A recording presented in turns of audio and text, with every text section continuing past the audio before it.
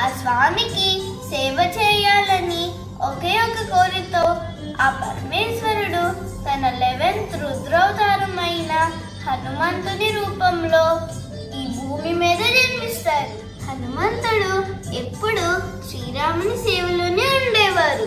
తన రాముని కోసం సముద్రం మీద ఎగిరి లంకను చేరుకున్నారు.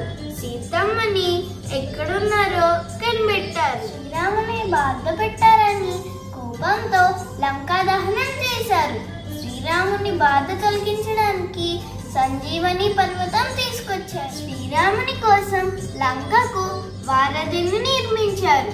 శ్రీరాముని కోసం యుద్ధంలో పోరాడి రావణుడి సైన్యాన్ని ఓడించారు. ఇలా అనేక రకాలు సేవలు చేసిన స్వామిని ఎప్పుడు ఒక కోరిక కూడా కోరలేదు.